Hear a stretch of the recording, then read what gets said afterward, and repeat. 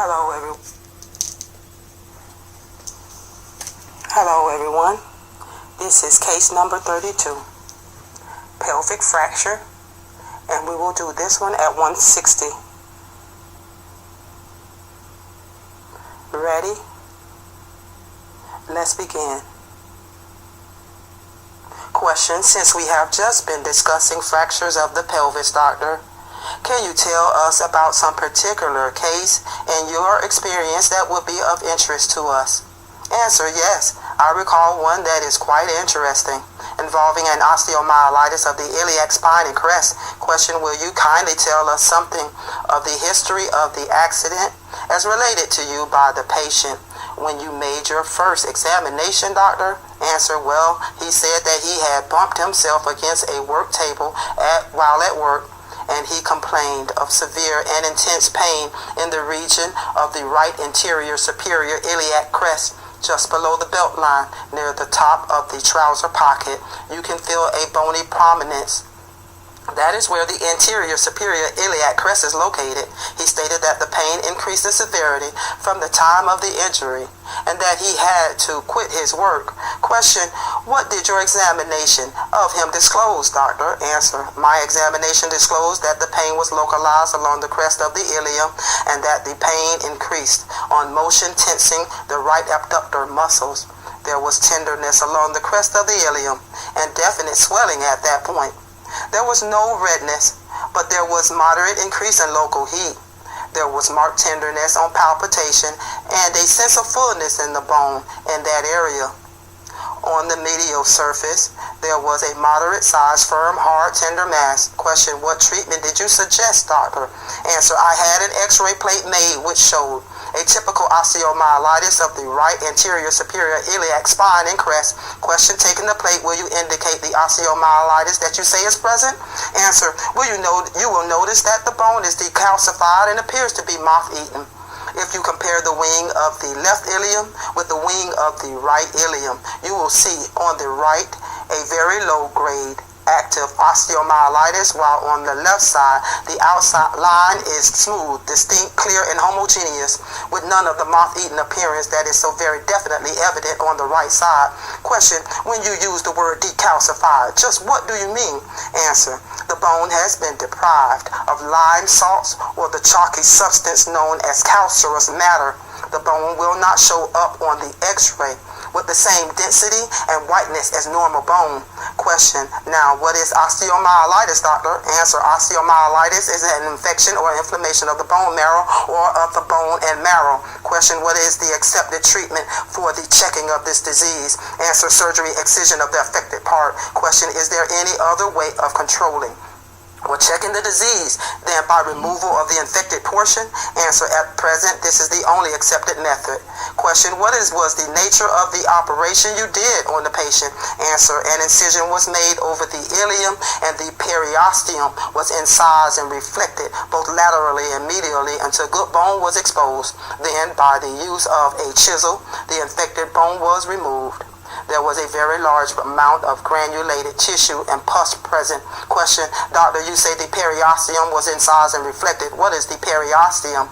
Answer: that is the covering of the bone, and it is also a bone-producing mechanism.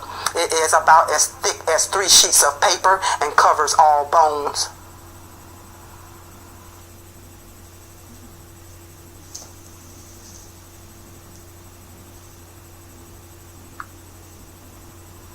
This is part 2 of medical dictation on pelvis fracture at 160 words per minute. Ready?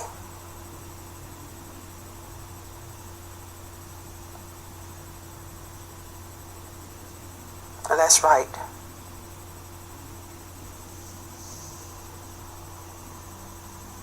Question: what do you mean by the statement that the periosteum was incised and reflected? Answer: that means the periosteum was divided and stripped off so that we could obtain access to the infected bone and remove it. Question: do you mean the periosteum was removed entirely? Answer: oh no. One function of the periosteum is to nourish the bone that is present. Another is to produce new bone. If the periosteum is reflected from a bone and allowed to remain in the body, it will make new bone.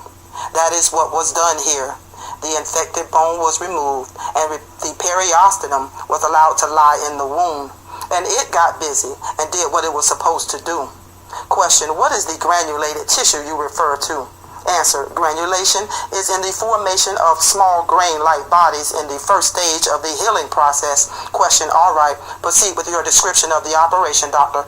Answer: after the bone was excised, the open wound was packed with Vaseline gauze and sulfathiazole crystals, and dressings were applied.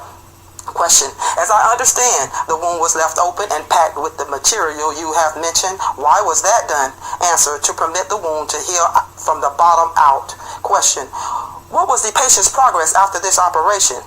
Answer: his post-operative condition required the administering of quite a lot of narcotics and soporifics, but the healing was continual and gradual. I saw him again some 2 months later. He was treated by another physician in the interim. Question: what did you find on the subsequent examination, doctor? Answer: the wound had been completely granulated except for a small area of bone which protruded up through the granulated tissue. This was narcotic or dead bone and was about the size of the end of my thumb. I advised that it be removed. Question: how serious was that operation? Answer: it was quite a minor operation. The granulated tissue was stripped off, and the protruding portion, together with a small amount of live bone, was chiseled out and discarded. Question: what progress did the patient make after the second operation? Answer: a month later, it was found that the wound had not completely epithelialized. There was very little tenderness in the operative area, but there was a complaint of some soreness posteriorly. The x-ray showed some roughening of the ilium posteriorly, inasmuch as there was no increase of local heat and no abscess. It was not thought advisable to do further surgery at that time. Question: there was a plastic or skin graft operation later. What was that for? Answer: the granulated tissue finally epithelialized over, that is, the skin grew over the bone, but there was a very thin scar that was adherent to the ilium.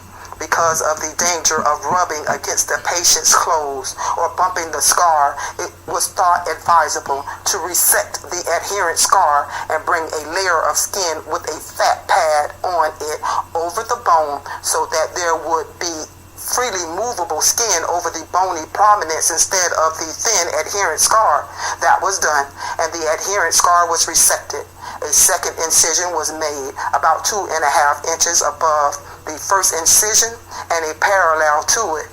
The fat was divided from the underlying tissue in the area between the two incisions, and that strip of skin and fat was pulled down over the naked bone and sutured in place to prevent separation of the lower incision. The upper incision was allowed to remain open and to granulate and epithelialize. Question: what progress was made by the patient then? Answer: the inferior incision, the one that covered the bone, healed promptly, nicely, and cleanly. The upper incision, which had been left open and allowed to granulate, did so and epithelialized, with the exception of a very small area that is still open.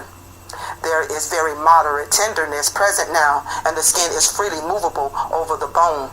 The upper incision is slightly invaginated or drawn back at one point, and there is a small superficial area from which there is a seropurulent discharge. The discharge of the serum and pus is caused by the fact that the skin has not completely covered the area, and granulated tissue is exposed, resulting in the discharge from the moist area.